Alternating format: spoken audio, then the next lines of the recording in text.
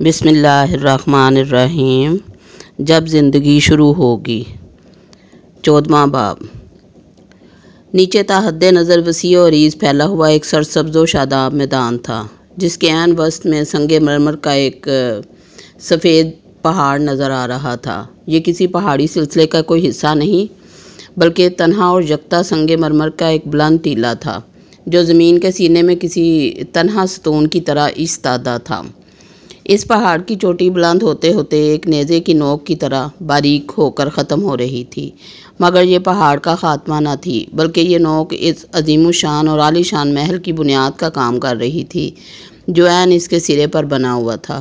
مجھے یہ منظر حقیقت سے زیادہ کسی مصور کے تخیل کا شاہکار محسوس ہو رہا تھا، اس لیے کہ میدانوں میں ایسے پہاڑ کی اتنی باریک چوٹی اور چوٹی کے سہارے کھڑے ایسے محل حقیقت میں نہیں موجود ہوا کرتے، مگر وہ پچھلی دنیا کی باتیں تھیں۔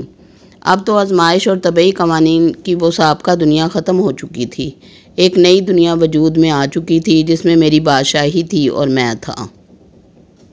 میں نے سوچا کہ انسانی تاریخ ہزاروں لاکھوں برس کا سفر طے کر کے دور توحید میں داخل ہو چکی ہے، جب زمین کا انتظام اللہ کے فرشتوں نے سنبھال کر ہر ناممکن کو ممکن کر دیا ہے، اور ایک ایسی دنیا بنا دی ہے جس کی تاریکی ہر خوف اور خاموشی ہر اندیشے سے پاک ہے، جس کا اندھیرا چراغاں کا حصہ اور خاموشی موسیقی کا سامان ہوا کرتی ہے۔ میری خواہش پر ایک دفعہ پھر تاریکی چھا چکی تھی۔ تاریکی سے مجھے خیال آیا کہ کچھ اہل جہنم کا حال بھی دیکھوں۔ میں نے سبحان اللہ کہا، اور اس کے ساتھ ہی میری بائیں طرف نیچے کی سمت ایک سکرین نمودار ہو گئی۔ اس پر جو منظر نمودار ہوا وہ حد درجہ دہشت ناک تھا۔ یہ جہنم کے وسطی حصے کا منظر تھا۔ خوفناک اور توانا فرشتے بھڑکتی ہوئی آگ سے چند انتہائی بد ہیبت اور بد شکل انسانوں کو گھسیٹ گھسیٹ کر باہر نکال رہے تھے۔ ان کے گلوں میں طوق تھے اور ہاتھ پاؤں میں بھاری اور نوکیلی زنجیریں بندھی ہوئی تھیں۔ ان کے چہرے کا گوشت آگ میں جھلس چکا تھا۔ ان کے جسم پر تارکول کا بنا ہوا لباس تھا، جس سے سلگتی آگ ان کے گوشت کو جلا رہی تھی۔ وہ شدت تکلیف کے مارے چیخ رہے تھے، رو رو کر اللہ سے فریاد کر رہے تھے کہ انہیں ایک دفعہ دنیا کی زندگی میں جانے کا موقع دیا جائے، پھر کبھی ظلم، کفر اور ناانصافی کے قریب بھی نہیں پھٹکیں گے، مگر وہاں چیخنا، رونا اور دانت پیسنا سب بے سود تھا۔ پھر ان جہنمیوں نے چلا چلا کر معافی مانگنی شروع کی، تو فرشتے ان کو گھسیٹتے ہوئے پانی کے کچھ چشموں تک لے گئے، جہاں ابلتے ہوئے پانی سے بھاپ اٹھ رہی تھی، مگر یہ جہنمی اتنے پیاسے تھے کہ اسی پانی کو پینے پر مجبور تھے۔ وہ کھولتے ہوئے پانی کو پیتے اور چیختے جا رہے تھے۔ وہ اس پانی سے منہ ہٹاتے، مگر کچھ ہی دیر میں اتنی شدید پیاس لگتی کہ پھر جانوروں کی طرح اسی پانی کو پینے پر خود کو مجبور پاتے۔ اس عمل کے نتیجے میں ان کے چہروں کی کھال اتر گئی اور ان کے ہونٹ نیچے تک لٹک گئے تھے۔ یہ منظر دیکھ کر میں نے بے اختیار اللہ کی پناہ مانگی اور اس کا شکر ادا کیا کہ اس نے مجھے اس بدترین انجام سے بچا لیا۔ پھر میں اس منظر کو بھول کر اس جاذب نظر روشنی کو دیکھنے لگا جو پہاڑ کی چوٹی پر بنے میرے محل سے اٹھ رہی تھی۔ میری سواری دھیرے دھیرے اس محل کی سمت بڑھ رہی تھی۔ میرے دل میں خواہش پیدا ہوئی کہ محل پہنچنے سے قبل ہی میں یہاں بیٹھے بیٹھے اس کو دیکھ لوں۔ حسب معمول میں نے سبحان اللہ کہا۔ یکایک میرے کمرہ سینما گھر میں بدل گیا، مگر اس سینما کا سکرین سامنے نہ تھا، بلکہ دائیں بائیں سامنے اور اوپر کی سمت محل کا منظر کسی 3D فلم کی طرح چلنے لگا۔ مجھے محسوس ہوا کہ میں خود محل کے اندر موجود ہوں اور سب کچھ دیکھ اور سن سکتا ہوں۔ آج یہاں جشن کا سا سماں تھا۔ بلند پہاڑ کی چوٹی پر میرا شاندار محل بقعۂ نور بنا ہوا تھا، بغیر کمکم کے پھوٹتی ہوئی روشنیاں، بغیر کسی شمع کے منور ہوتے فانوس، اسی شاندار محل کو اندھیرے کے سامنے روشنی کا ایک جزیرہ بنائے ہوئے تھے۔ یہ روشنی ہر سمت اور ہر رخ سے پھوٹ رہی تھی۔ یہ روشنی سے زیادہ رنگ و نور اور کوس و قزح کی برسات لگ رہی تھی، جو نگاہوں کے رستے احساسات کی دنیا کو ہر لمحہ ایک نئی لذت سے روشناس کر رہی تھی۔ روشنی اس قدر نظر نواز بھی ہو سکتی ہے، کسی آنکھ نے کبھی اس کا مشاہدہ نہ کیا ہوگا۔ وقفے وقفے سے یہاں نغمہ و آہنگ کا ترنم چھڑتا اور دلوں کے تار چھیڑتا ہوا فضا میں بکھر جاتا۔ موسیقی اس قدر مدہوش بھی ہو سکتی ہے، کسی سماعت کو کبھی اس کا گمان نہ گزرا ہوگا۔ فضا میں نغمگی کی لہریں موج زن نہ تھی، بلکہ دھیمی دھیمی خوشبو کی مہک بھی فضا کو معطر کیے ہوئے تھی۔ خوشبو اس قدر فرحت انگیز بھی ہو سکتی ہے، کسی انسان نے کبھی اس کا تصور بھی نہ کیا ہوگا۔ وسیع و عریض محل کی راہداریوں پر خدام کی چہل پہل بکھرے موتیوں کا منظر پیش کر رہی تھی۔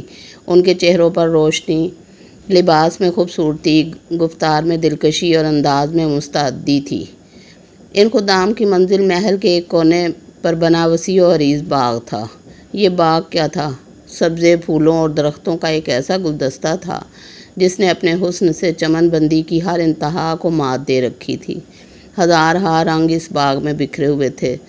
صرف ایک سبز رنگ نے اتنی مختلف شکلوں میں اپنا ظہور کیا تھا کہ انہیں گنا نہ جا سکتا تھا۔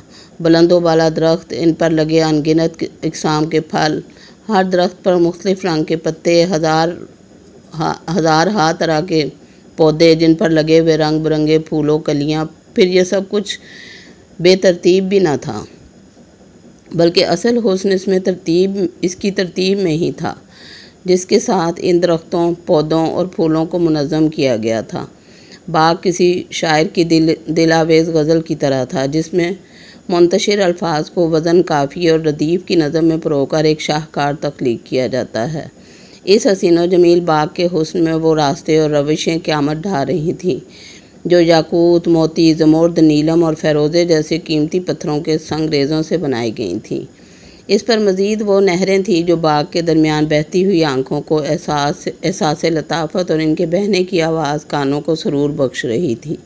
ان نہروں میں سے کسی میں سفید دودھ، کسی میں جھاگ اڑاتا ہوا بے آمیز پانی، کسی میں سرخ ارغوانی شراب اور کسی میں بہتے شہد کی موجیں رواں تھیں۔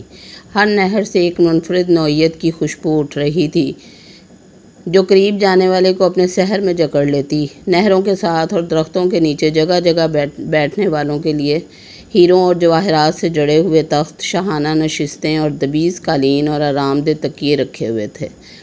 خوبصورت روشوں، دلکش نہروں، خوش رنگ پھولوں، خوشنما پتوں اور خوش ذائقہ پھلوں کا نذرانہ پیش کرتا ہوا یہ باغ چاروں طرف سے کھلا ہوا تھا۔ یہاں گہری مگر خوشگوار خنکی چھائی ہوئی تھی۔ کبھی کبھی ہوا کا کوئی جھونکا اٹھتا اور کسی نئی خوشبو سے اس خنکی کو معطر کر دیتا۔ باغ کے دور تک کا نظارہ بالکل صاف نظر آ رہا تھا۔ باہر جو اندھیرا ہر منظر کو نگل رہا تھا، یہاں حیرت انگیز طور پر اس کا کوئی اثر محسوس نہ ہوتا تھا۔ دور تک ایک عظیم الشان شہر کی بلند عمارات اور ان میں جگمگاتی روشنیاں تھیں جو رات میں چمکتے ہوئے جگنوؤں کا منظر پیش کر رہی تھیں۔ آسمان پر بھی چھوٹے چھوٹے تارے جگمگا رہے تھے جن کی دودھیا روشنی نے سیاہ آسمان کو اور حسین بنا دیا تھا۔ ایک سمت میں ایک جگمگاتی ہوئی روشنی تھی جو آہستہ آہستہ حرکت کرتے ہوئے محل کی سمت بڑھ رہی تھی۔ مجھے معلوم ہو گیا کہ یہ دراصل میری سواری تھی جسے اللہ کی قدرت سے اندر بیٹھا ہونے کے باوجود میں باہر سے محل کی طرف بڑھتا ہوا دیکھ رہا تھا۔ باغ کے ایک حصے میں نے صالح کو بیٹھے ہوئے دیکھا اور دل میں سوچا کہ موصوف مجھ سے پہلے ہی یہاں پہنچ چکے ہیں۔ وہ جس جگہ بیٹھا ہوا تھا وہ غالباً باغ کا خوبصورت ترین حصہ تھا۔ اس کے ارد گرد کا فرش شفاف شیشے کی طرح تھا۔ فرش اتنا شفاف تھا کہ دور تک نیچے کا منظر صاف نظر آ رہا تھا۔ فرش کے نیچے ایک ڈھلتی ہوئی حسین شام کا منظر تھا جس میں سبز گھاس اور رنگین پھولوں سے ڈھکے میدان اور ان کے بیچ میں بہتے دریا انتہائی خوش منظر نظارہ پیش کر رہے تھے۔ یہاں سے نظر نیچے دوڑانے پر ایک حسین شام نظر آئی اور ارد گرد ایک مہکتی اور چمکتی ہوئی شب کا منظر تھا۔ نیچے اگر دریا بہہ رہے تھے تو اوپر درختوں کی پھلوں سے لدی ہوئی ڈالیاں تھیں جو اشارہ پا کر نیچے آنے اور من پسند میووں کا نذرانہ پیش کرنے کے لیے بے قرار تھیں۔ کچھ خدام ایک کونے پر پرندوں اور جانوروں کا گوشت سلگتی انگیٹھیوں پر بھون رہے تھے۔ ان سے اٹھنے والی اشتہا انگیز خوشبو اس لذت اور ذائقے کا اعلان عام تھی جو کھانے والوں کی بھوک کو کبھی بجھنے نہیں دیتی تھی۔ ساتھ ہی شیشے سے زیادہ شفاف مگر چاندی کے بنے ہوئے جام و سبو اور پیالہ و ساغر بہت نفاست اور خوبصورتی سے رکھے ہوئے تھے۔ اس انتظار میں محفل گرم ہو اور وہ ساقی گرمی کی خدمت سے اپنے مالک کے ذوق طلب کی تسکین کریں، میں یہ مناظر دیکھنے میں محو تھا اور مجھے احساس ہو رہا تھا کہ یہ سب کچھ میرے لیے اجنبی نہیں ہے۔ مجھے یاد آیا کہ میں برزخ کی زندگی میں ان مناظر کو دیکھ چکا تھا۔